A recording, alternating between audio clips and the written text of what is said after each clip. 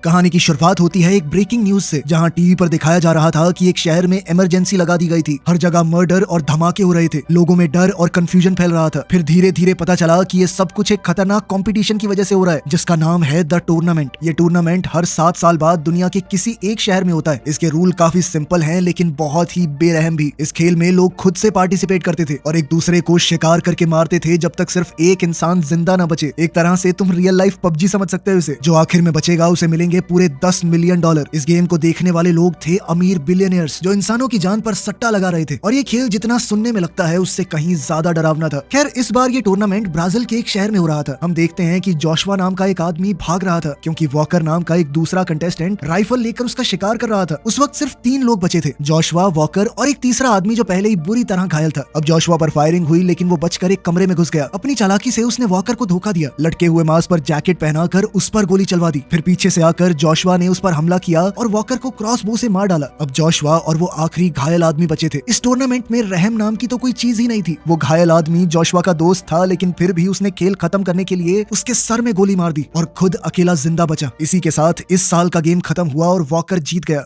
इस घटना के 7 साल बाद अब दोबारा से टूर्नामेंट होना है। इस बार ये यूके के एक शहर में होगा। इसी शहर में हम लाइजेन नाम की एक लड़की को देखते हैं, जो एक होटल के रूम नंबर 107 में गई। अंदर जाकर उसने एक खास लिक्विड के साथ हैंड गन तैयार की। वो उसे बिल्कुल 9 बजे पीना था। जैसे ही उसने वो लिक्विड लिया, धीरे धीरे वो बेहोश हो गई। फिर थोड़ी देर बाद 2 डॉक्टर्स कमरे में आए और उस पर सर्जरी की। अब पूरे शहर में सीसीटीवी लग चुके थे। फोन सिग्नल्स को बंद कर दिया गया था, इसीलिए कोई भी मदद नहीं बुला पा रहा था और किसी को भी समझ नहीं आ रहा था कि असल में हो क्या रहा है। वहीं दूसरी तरफ टूर्नामेंट का होस्ट मिस्टर पावर्स ऑडियंस को रेडी कर रहा था। अमीर लोग और पावरफुल ऑफिसर्स इकट्ठा हुए थे और सब सट्टा लगाने के लिए तैयार थे। फिर पावर ने ऐलान किया कि इस बार 30 कंटेस्टेंट होंगे। हर एक के शरीर में ट्रैकिंग डिवाइस लगाया गया था, जिससे ऑडियंस उनकी लोकेशन को हर वक्त देख सके। साथ ही हर एक प्लेयर को एक और डिवाइस दिया गया था, जिससे वो पास के दुश्मनों को डिटेक्ट कर सके। ये कंटेस्टेंट अलग अलग बैकग्राउंड से आए थे। Hitman, athlete, special forces soldiers और सीरियल किलर्स। इन्हीं के बीच में हम पिछले चैंपियन जोशुआ को भी देखते हैं। असल में जोशुआ वापस इस गेम में आया था अपनी बीवी के कातिल को ढूंढने, जिसका मर्डर 4 महीने पहले हुआ था और उसे शक था कि कातिल इन्हीं कंटेस्टेंट्स में से कोई है। हमेशा की तरह जीतने वाले को $10 मिलियन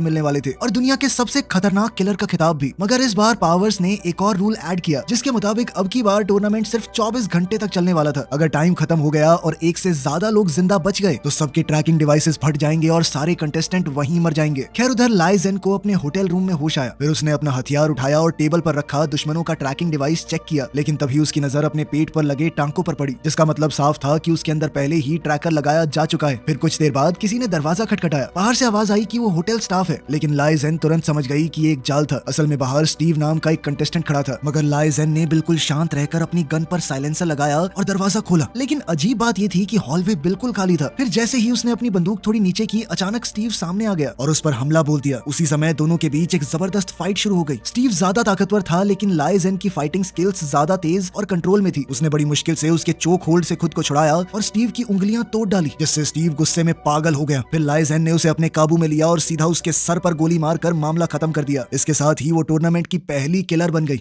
अब सीसीटीवी कैमरास का फोकस दूसरे कंटेस्टेंट एंटोन पर चला गया, जो पहले एक एथलीट हुआ करता था। उसने एक जोखिम भरा काम करते हुए अपने ही शरीर से ट्रैकिंग डिवाइस निकाल दिया और उसे एक छोटे कैफे के कॉफी पॉट में डाल दिया। वो ध्यान से देखता रहा। वेट्रेस उस कॉफी को ले गई और आखिर में उसे एक कप में डाल दिया, जिसे जोसेफ नाम के एक प्रीस्ट ने अनजाने में पी लिया। जोसेफ को बिल्कुल पता नहीं था, लेकिन अब वो एंटोन की जगह बाकियों का निशाना बन चुका था। कंटेस्टेंट्स एक दूसरे को जानते तक नहीं थे, ना ही उन्हें एक दूसरे के चेहरे पता थे। सिर्फ अमीर लोग ही सीसीटीवी से सब कुछ देख रहे थे। इस वजह से किसी को नहीं पता चला कि एंटोन का ट्रैकर अब जोसेफ के अंदर चला गया है। वहीं बाहर एक स्नाइपर पहले से जोसेफ पर निशाना लगा रहा था, जबकि एक और कंटेस्टेंट कार के अंदर शॉटगन के साथ इंतजार कर रहा था। अब स्नाइपर ने पहले कार वाले कंटेस्टेंट को मारने का फैसला किया, क्योंकि अगर वो सीधा जोसेफ को मार देता तो दूसरा दुश्मन भाग सकता था। इसके बाद स्नाइपर ने दोबारा जोसेफ पर निशाना लगाया, लेकिन गोली चलाने से पहले ही एंटोन ने स्नाइपर की गर्दन घुमा दी। इधर एंटोन के शरीर में कोई भी ट्रैकर नहीं था, इसीलिए वो बिना डिटेक्ट हुए किसी को भी मार सकता था। उसने जोसेफ को अपनी जगह एक जिंदा शिकार की तरह इस्तेमाल करना शुरू किया। साथ ही उसने स्नाइपर की राइफल भी ले ली, जो उसकी स्ट्रैटेजी के हिसाब से एकदम परफेक्ट थी। वहीं दूसरी तरफ जोसेफ एक चर्च में चला गया और पूरी ईमानदारी से प्रार्थना करने लगा। उसे तो बिल्कुल भी अंदाजा नहीं था कि उसके आसपास कितनी खतरनाक गेम चल रही है। तभी लाइजेन वहां आ पहुंची और कंफ्यूजन में उस पर बंदूक तान दी। उसके ट्रैकर के हिसाब से जोसेफ उसका दुश्मन था, लेकिन जोसेफ ने कोई हमला नहीं किया। उन दोनों के इतना करीब होने से दूसरे कंटेस्टेंट्स का ध्यान भी वहां आ गया। तभी अचानक चर्च के दरवाजे एक धमाके से उड़ गए। उसी पल यूरी नाम का एक रशियन कंटेस्टेंट अंदर घुसा और तुरंत एक और बम फेंक दिया। इस धमाके की वजह से लाइजेन बेहोश हो गई। अब मौका देखते ही यूरी सीधा निहत्थे जोसेफ को मारने आगे बढ़ा, लेकिन तभी लाइजेन होश में आ गई और तुरंत जबरदस्त पलटवार किया। उनकी इस लड़ाई में यूरी अपने ताकतवर शरीर की वजह से भारी पड़ रहा था और जब लाइजेन मुसीबत में थी तब जोसेफ ने हिम्मत जुटाकर एक शॉटगन उठाई और बीच में आ गया। इससे यूरी का ध्यान लाइजेन से हट गया। बस वही छोटा सा मौका लाइजेन को मिल गया जिसका उसे इंतजार था। फिर उसने बिना रुके हमला किया और यूरी की पैंट से लटके हुए ग्रेनेड की पिन निकाल ली। कुछ ही पलों में ग्रेनेड के फटने से यूरी तुरंत मारा गया। अब लाइजेन को जोसेफ पर शक हुआ तो उसने जोसेफ से पूछा कि तुम इस टूर्नामेंट में कर क्या रहे हो। तब सच्चाई सामने आई कि जोसेफ को तो टूर्नामेंट के बारे में कुछ पता ही नहीं है और उसके पेट में कोई सर्जरी का निशान भी नहीं था। वहीं कंट्रोल रूम में एक स्टाफ ने पावर्स को बताया कि एंटोन ने अपना ट्रैकर निकालकर जोसेफ नाम के एक प्रीस्ट के अंदर डाल दिया है। अब मजबूरन सीसीटीवी टीम को पूरे शहर के कैमरास के जरिए एंटोन को ट्रैक करना पड़ रहा था।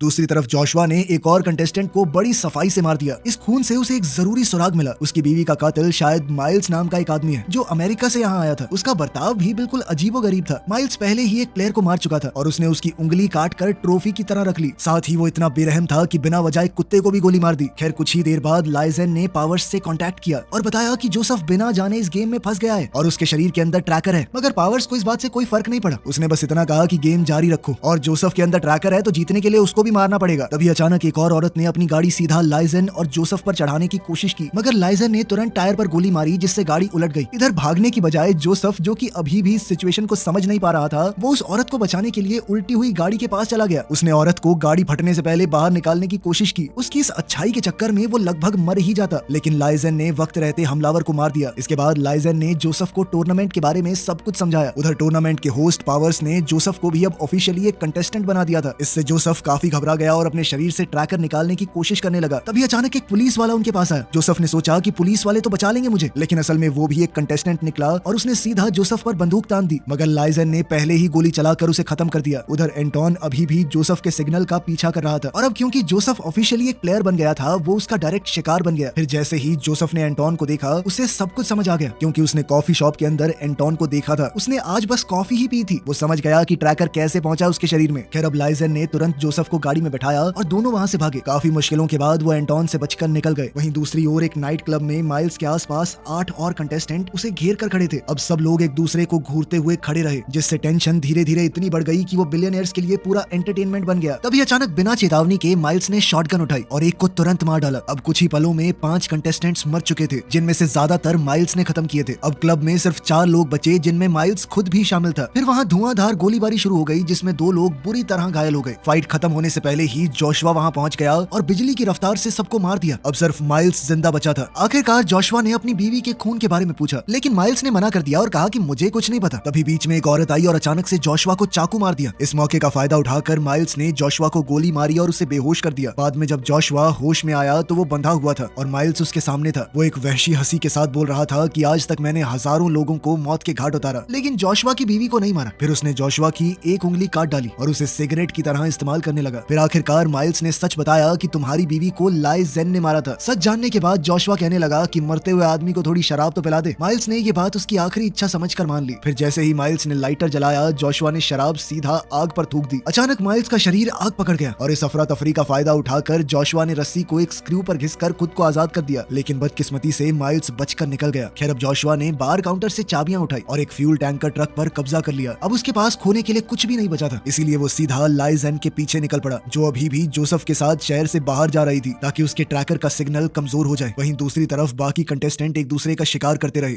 कुछ देर बाद लाइजेन एक गैस स्टेशन पर रुकी और उसने एक ताकतवर दवा ली ताकि जोसेफ अपने शरीर से ट्रैकर निकाल सके, मगर तभी अचानक माइल्स वहां आ गया। लाइजेन ने बिना देर किए माइल्स को पकड़ लिया और उसे मारने के लिए तैयार हो गई, लेकिन जोसेफ ने कहा कि बुराई का रास्ता छोड़ दो, इसे जाने दो। बिलियनियर्स इस नजारे को बड़े ध्यान से देख रहे थे, लेकिन फैसला होने से पहले ही माइल्स के शरीर के अंदर से जोर का अलार्म बजने लगा। असल में पावर्स ने उसके ट्रैकर को एक्टिवेट कर दिया था। ऑडियंस ने यह फैसला लिया था कि अब माइल्स जिंदा न बचे। फिर कुछ ही सेकंडों में डिवाइस फट गया और माइल्स वहीं मारा गया। इसके बाद पावर्स ने सीधा जोसेफ से बात की और उसे नए रूल समझाए। अब सिर्फ 4 घंटे बचे थे, अगर तब तक कोई एक नहीं जीता तो सबके ट्रैकर फट जाएंगे, बिल्कुल माइल्स की तरह। अब ये साफ था कि जिंदा रहने के लिए बाकी सबको मारना जरूरी था, मगर इतना सब सुनने के बाद भी जोसेफ बदला नहीं। उसने दवा ली और बाथरूम गया। वो पूरी कोशिश करता रहा कि ट्रैकर को शरीर से बाहर निकाल सके। आखिरकार पड़ोस वाले स्टॉल से लाइजेन ने अपना सच कबूल किया। उसने माना कि मैंने ही जोशुआ की बीवी को मारा था, जो उस वक्त प्रेग्नेंट भी थी। लाइजेन ने कहा कि मैं एक कातिल की जिंदगी और नहीं जीना चाहती। मैं इस टूर्नामेंट में आई ही इसीलिए हूँ ताकि प्राइज का पैसा जीत कर हमेशा के लिए इस खून खराबे से दूर हो जाऊं। इसके बाद लाइजन ने जोसेफ से कहा कि यहाँ से निकल जाओ, चाहे तुम्हारे अंदर से ट्रैकर निकला हो चाहे नहीं। असल में उसका डिवाइस दिखा रहा था कि 3 कंटेस्टेंट तेज रफ्तार से गैस स्टेशन की तरफ आ रहे हैं। जैसे ही दोनों वापस गाड़ी की तरफ बढ़े,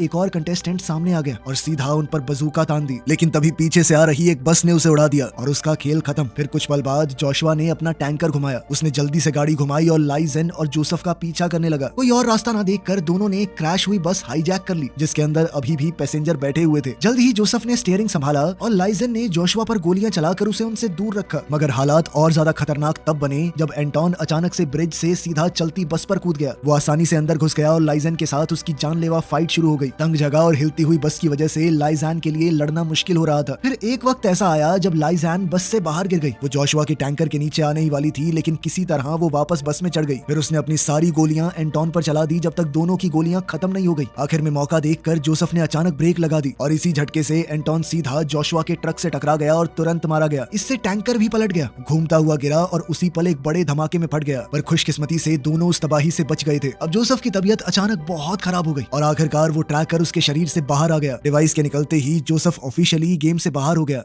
वहीं दूसरी तरफ जोशुआ भी किसी तरह इतने बड़े धमाके के बाद भी जिंदा बच गया था और ये तबाही सुबह तक जारी रही। अब सिर्फ 15 मिनट बचे थे और लाइजन और जोशुआ के सामने मौत खड़ी थी। फिर जोसेफ ने बुरी तरह घायल लाइजन को एक चर्च तक पहुंचाया, क्योंकि उसे उम्मीद थी कि वहां शायद कोई बचाने आ जाए। लेकिन वो चैन की सांस तक ले पाते उससे पहले ही जोशुआ वहां पहुंच गया और लाइजन को मारने के लिए उसके सर पर खून सवार था। उसने पूछा कि तुमने मेरी बीवी को क्यों मारा, किसने ऑर्डर दिया था। तब ये खुलासा होता है कि लाइजन को ये काम गेम के होस्ट पावर्स से मिला था। इस बारे में अब तक सिर्फ पावर्स ही जानता था, मगर ये सुनते ही जोशुआ का गुस्सा और भड़क गया। वो उसे मारने के लिए पूरी तरह तैयार था। तभी जोसेफ ने बीच में आकर उसे रोकने की कोशिश की और उसे समझाया कि लाइजन ने तो सिर्फ अपना काम किया है, जिम्मेदार तो कोई और था। मगर इस सब के बीच टाइमर तेजी से नीचे गिरता रहा और अब तो 30 सेकंड से भी कम रह गए थे। लेकिन इन्हीं आखिरी पलों में जोशुआ ने लाइजन को मार दिया और दोबारा से इस टूर्नामेंट का विनर बना। लेकिन सच तो ये था कि उसने लाइजन को पूरी तरह खत्म करने की बजाय उसके शरीर से ट्रैकर निकाल दिया था। फिर कुछ ही देर बाद एक लिमोजीन आई और जोशुआ को वापस टूर्नामेंट के व्यूइंग रूम में ले गई। वहाँ जोशुआ को लगातार दूसरी बार टूर्नामेंट जीतने पर बधाई दी गई और उसे दुनिया के सबसे खतरनाक किलर का खिताब दिया गया। फिर ड्रिंक्स बांटी गई और पूरा क्राउड जोर जोर से जश्न मनाने लगा। अब उसके जीतने की पार्टी शुरू हो चुकी थी, लेकिन जोशुआ के अंदर अभी भी सिर्फ गुस्सा था। उसने अपना ग्लास फेंका और अचानक से टेबल पर चढ़ गया और सीधा पावर्स के मुंह पर थूक दिया। ये $10 मिलियन उसके लिए बिल्कुल बेकार थे, क्योंकि उसे सिर्फ एक जवाब चाहिए था। आखिरकार पावर्स ने सच बोल दिया। उसने जोशुआ की बीवी को सिर्फ पैसों के लिए मरवाया था, क्योंकि जोशुआ ने टूर्नामेंट में दोबारा आने से मना कर दिया। अगर वो ना आता तो स्पॉन्सर पीछे हट जाते, इसीलिए पावर्स ने उसकी बीवी का मर्डर करवाया था। लेकिन ये सच सुनते ही जोशुआ का सब्र टूट गया। उसने गुस्से में पावर्स को पकड़ लिया और लाइजन के शरीर से निकाला गया ट्रैकर जबरदस्ती उसके मुंह में डाल दिया। इसके साथ ही सिस्टम तुरंत एक्टिवेट हो गया। अब टाइमर पर सिर्फ 3 सेकंड बचे थे और उसी पल दोनों ट्रैकर फट गए, जिससे जोशुआ और पावर्स दोनों वहीं मर गए। फिर जैसा कि हर टूर्नामेंट के बाद होता था, उसी तरह इस बार भी सच बाहर की दुनिया तक कभी नहीं पहुंचा। न्यूज पर भी उन्हीं अमीर और ताकतवर लोगों का काबू था जो कि इस गेम को देख रहे थे। आखिर में हम जोसेफ को अपने चर्च में एक स्पीच देते हुए देखते हैं और सामने बैठी भीड़ में लाइजन भी शामिल